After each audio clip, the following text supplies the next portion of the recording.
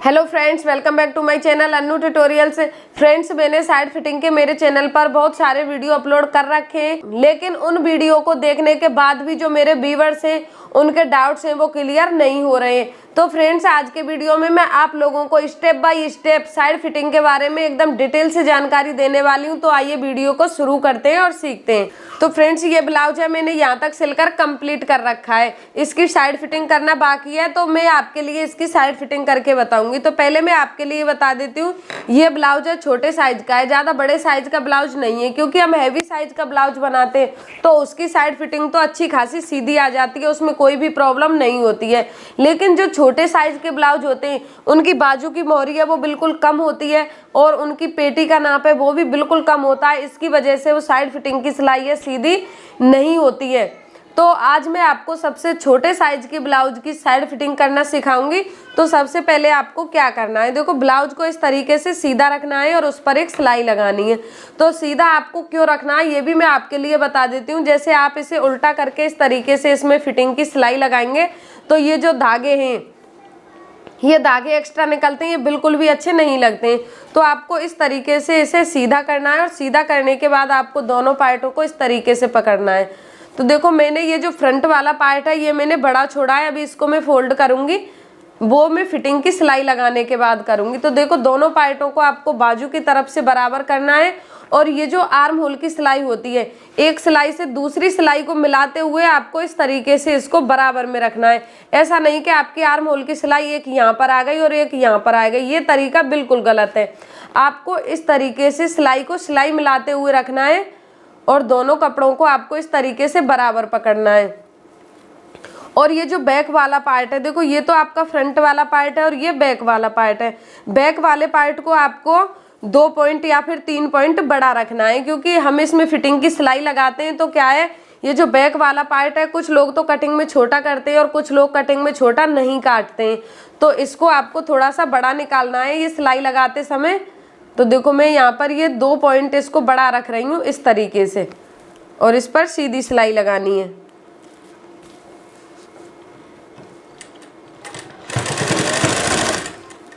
Arm hole की सिलाई को आपको बिल्कुल बराबर रखना है और इस तरीके से पकड़ते हुए इस पर सिलाई आपको लगानी है।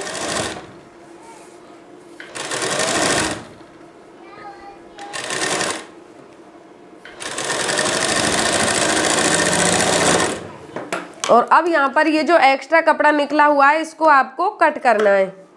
ये आपको ध्यान रखना है, आपको सिलाई कट नहीं करनी है।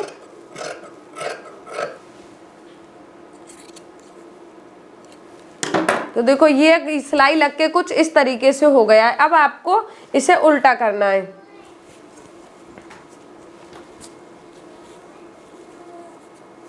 तो देखो उल्टा करने के बाद आपको यहाँ पर इसके कॉर्नर पर भी सिलाई लगानी है, जिससे हमारा कपड़ा है वो एकदम बराबर चिपक जाए।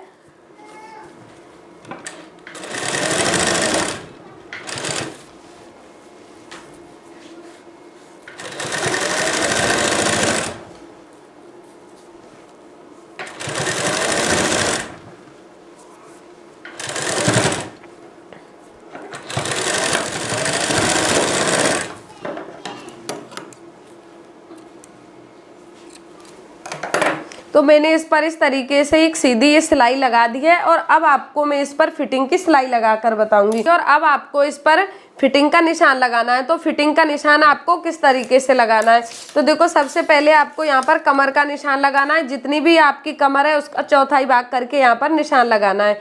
तो देखो इसकी कमर यहाँ पे है 27 इंच, तो मैं यहाँ पर 6.25 इंच का निशान लगा रही हूँ।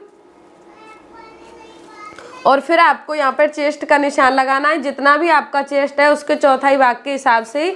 तो यहाँ पे इसका चेस्ट है 32 इंच, तो देखो मैं यहाँ पर 8 इंच का निशान लगा रही हूँ। फिर आपको इसकी मोहरी का निशान लगाना है।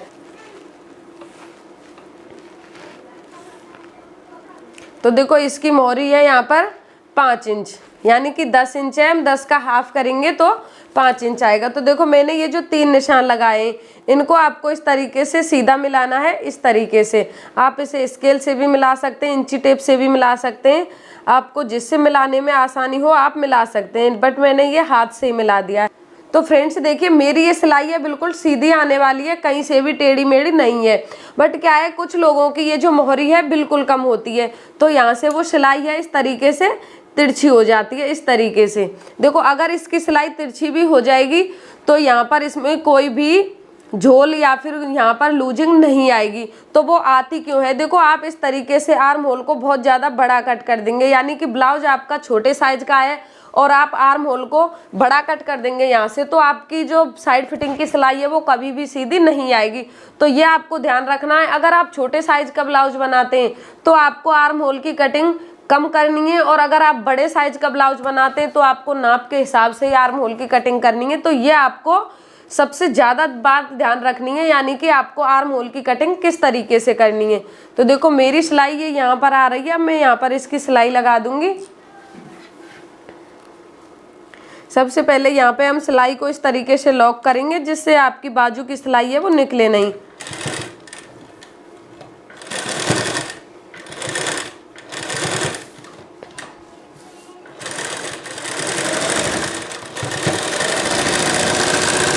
और ये जो निशान लगाया है इसके ऊपर ही आपको सिलाई को चलाना है। और देखो इसे सीधा करके भी मैं आपके लिए दिखा देती हूँ। इसकी ये जो आर्म होल की सिलाई है बिल्कुल सेंटर में आई है दोनों साइड से। देखो ये इसकी बैक साइड है और ये इसकी फ्रंट साइड है। तो फ्रेंड्स इसी तरीके से मैं अपना ब्लाउज, कोई भी कस्टमर का ब्लाउज बनाती हूँ तो मेरी साइड फिटिंग की सिलाई है इसी तरीके से एकदम सीधी आती है। कोई भी ब्लाउज की सिलाई टेढ़ी मेढ़ी नहीं होती है। तो फ्रेंड्स ये मेरी साइड फिटिंग की सिलाई लगकर कंप्लीट हो गई है। अगर आपको मेरा वीडियो पसंद आया है तो आप वीडियो को लाइक करें, शेयर करें, और आप मेरे चैनल पर नए हैं तो चैनल को सब्सक्राइब जरूर कर लें। Thank you.